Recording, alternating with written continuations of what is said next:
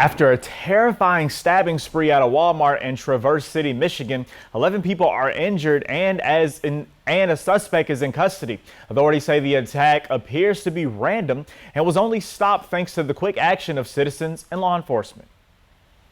I think it's fair to say that anytime you have someone that commits an incident or an act like this, there is some sort of mental health issue involved. 42-year-old Bradford James Gilley from Afton, Sheboygan County, entered the Walmart in Traverse City at 4:10 on Saturday afternoon. At 4:43, chaos erupted.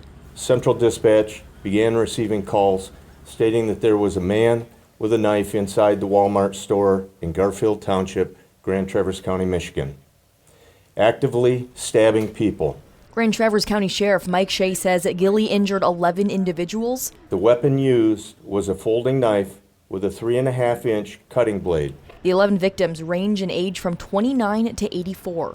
Based on the information I have at this time, I think it's random. When the first deputy arrived at the scene minutes after Central Dispatch began receiving calls, the sheriff says multiple citizens, including one with a pistol, were confronting Gilley in the parking lot, preventing him from harming further people. Throw the knife that way!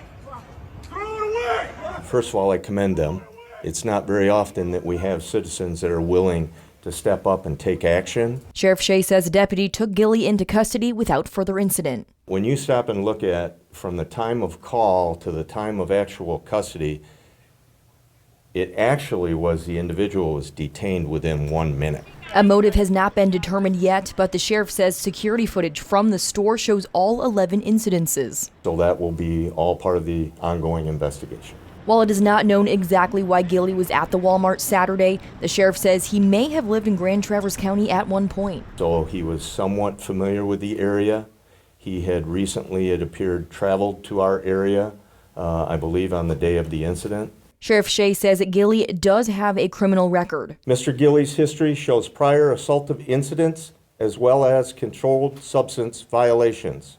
Gilley is facing 11 charges of assault with intent to murder and 1 terrorism charge. Anytime there is a mass incident like this, where it is something that appears at least to be just a very random act of violence, it's something that is done not to individual people, not to those individual victims. Obviously, they are most affected, but it is, we believe, in some ways done to affect the entire community, to put fear in the entire community and to change how maybe we operate on a daily basis. And so that is why we're looking at that terrorism charge. Sheriff Shea commending everyone who was involved in the handling of the situation. When you look at the collaboration that took place from the citizen involvement to all emergency services, to our transport teams, to Munson Medical Center, to the media, it is unbelievable. And I think that speaks volumes for the community that we live in.